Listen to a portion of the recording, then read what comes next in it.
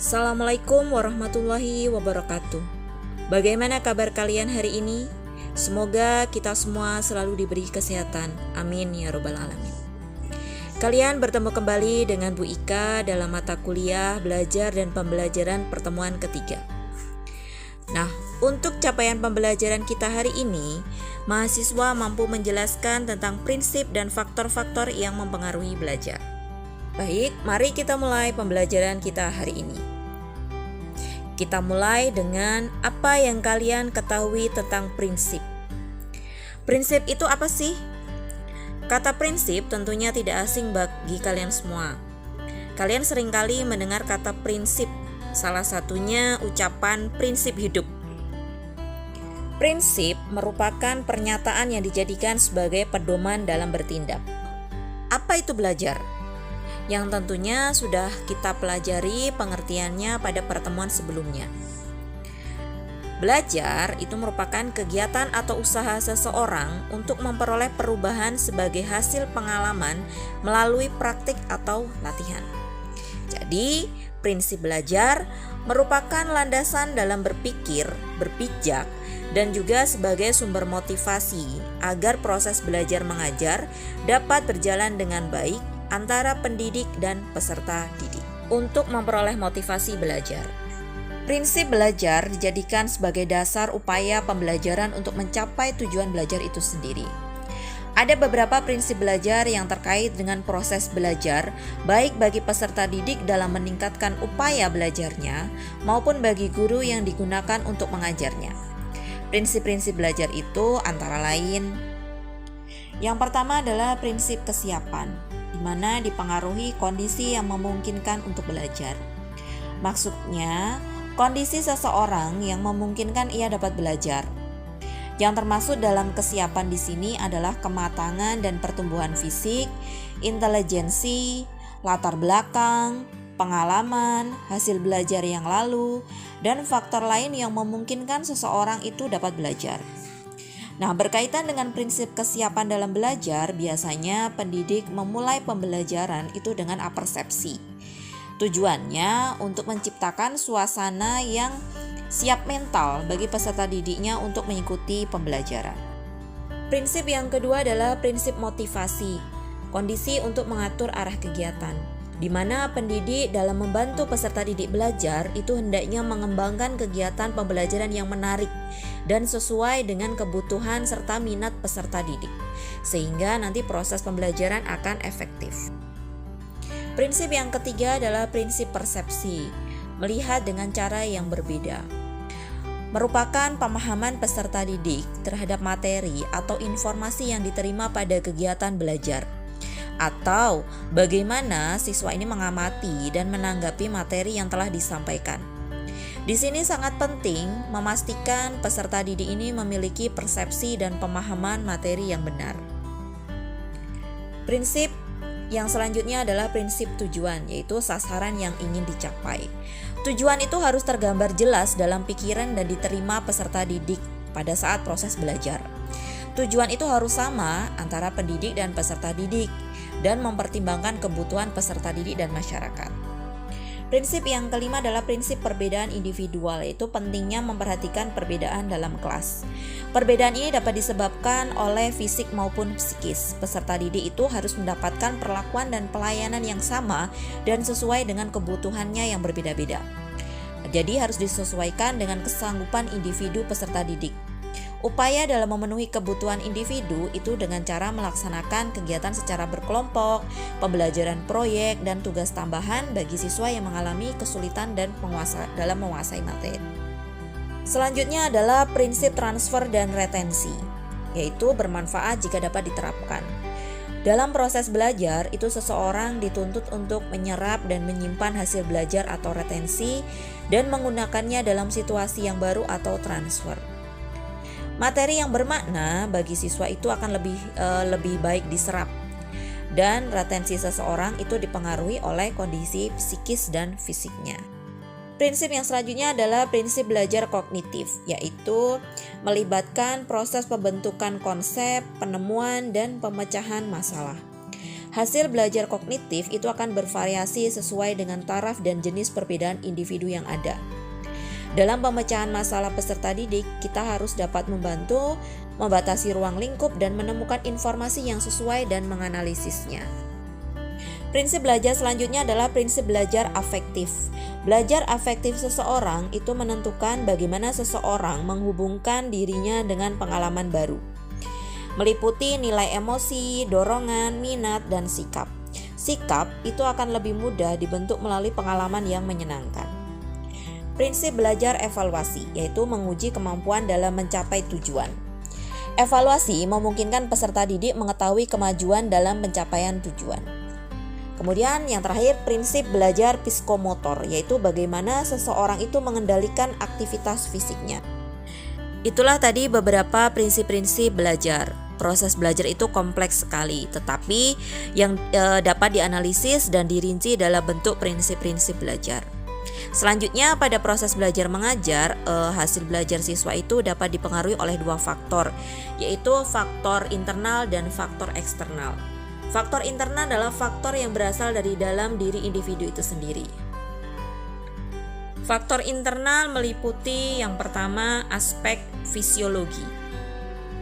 Meliputi kondisi jasmania atau kesehatan dan panca indera. Kesehatan dalam hal ini tidak sakit atau terhindar dari penyakit, karena akan mempengaruhi proses belajar seseorang jika dalam keadaan sakit atau tidak fokus, tidak mampu dan juga tidak sanggup mengikuti proses belajar dengan baik. Yang kedua adalah aspek psikologis. Aspek psikologis meliputi yang pertama hereditas atau gen atau bawaan sejak lahir. Jadi genetika itu mempengaruhi beberapa aspek pada anak dan menurunkan sifat-sifat biologis. Sifat-sifat seperti kondisi fisik, mental, pembawaan orang tua, itu warisan dari orang tua melalui gen dan kromosom. Aspek yang kedua adalah aspek intelijensi. Intelijensi berpengaruh terhadap keberhasilan belajar siswa. Seseorang yang mempunyai kecerdasan di bawah normal akan sulit mencapai keberhasilan dalam belajar. Meskipun kecerdasan bukan penentu keberhasilan belajar, hanya salah satu faktor saja. Contohnya, peserta didik dengan intelijensi normal atau bahkan di atas rata-rata, prestasi belajarnya rendah. Hal ini membuktikan bahwa seseorang yang mempunyai intelijensi tinggi atau normal tidak akan mencapai prestasi belajar yang baik jika tidak ditunjang oleh faktor-faktor lain dalam menentukan keberhasilan. Misalnya faktor kemauan, fasilitas belajar, bahkan waktu dan kesempatan. Aspek psikologis yang ketiga adalah kemauan, yaitu rasa antusias yang tinggi atau keinginan yang besar terhadap pengetahuan. Di sini bagaimana baiknya proses belajar yang dilakukan oleh seseorang, hasilnya akan kurang memuaskan jika tidak mempunyai kemauan yang keras. Karena kemauan itu berpengaruh langsung terhadap daya konsentrasi, perhatian, dan kegigihan dalam menghadapi kesulitan belajar. Selanjutnya adalah aspek bakat, yaitu kemampuan potensial untuk mencapai keberhasilan. Bakat bukan menentukan mampu atau tidaknya seseorang dalam suatu bidang, melainkan lebih banyak menentukan tinggi rendahnya kemampuan seseorang dalam suatu bidang. Jadi harus bisa dibedakan. Kegagalan dalam belajar itu sering terjadi berhubungan dengan bakat. Itu justru disebabkan karena seseorang itu terlalu merasa dirinya itu tidak berbakat.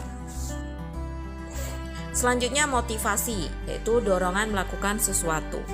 Motivasi terbagi menjadi dua macam, yaitu motivasi yang berasal dari dalam diri peserta didik itu sendiri yang dapat mendorong melakukan tindakan belajar atau disebut motivasi intrinsik, dan hal yang datang dari luar individu peserta didik yang juga mendorong untuk melakukan kegiatan belajar atau disebut motivasi ekstrinsik. Aspek psikologi selanjutnya adalah daya ingat, yaitu memasukkan, menyimpan, dan mengeluarkan kembali suatu kesan. Tentunya daya ingat itu mempengaruhi keberhasilan belajar seseorang.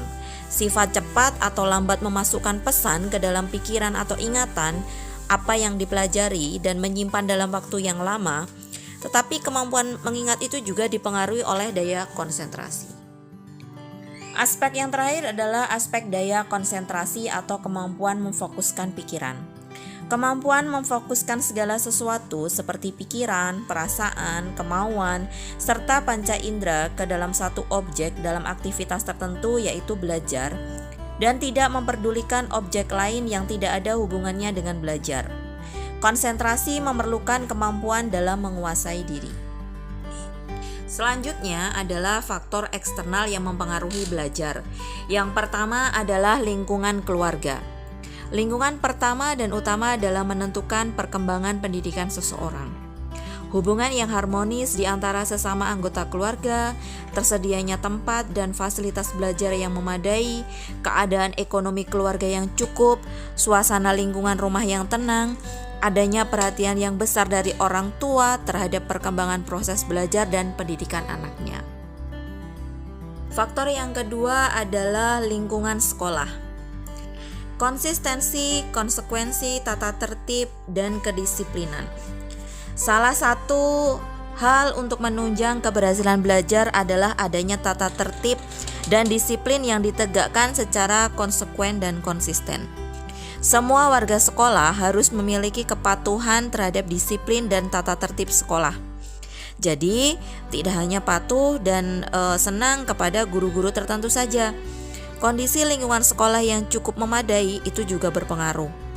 Saling melengkapi siswa yang belajar di sekolah dengan fasilitas kurang memadai, tetapi mempunyai disiplin yang baik seringkali lebih berprestasi dibandingkan dengan peserta didik yang belajar di sekolah dengan fasilitas memadai tetapi mempunyai disiplin yang rendah.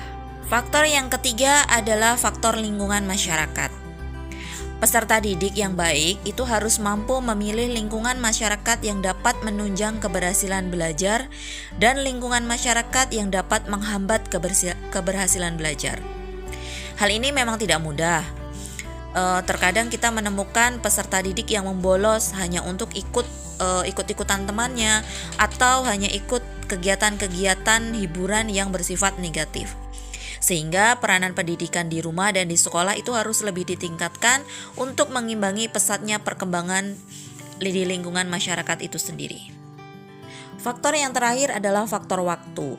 Bukan masalah ada atau tidaknya waktu untuk belajar, tetapi lebih kepada mengatur waktu untuk belajar. Yang harus diperhatikan adalah bagaimana mencari dan menggunakan waktu dengan sebaik-baiknya sehingga masih dapat melakukan kegiatan atau aktivitas lain yang dapat menyegarkan pikiran dan menghilangkan kejenuhan. Demikian penjelasan Ibu hari ini tentang prinsip dan faktor-faktor yang mempengaruhi belajar.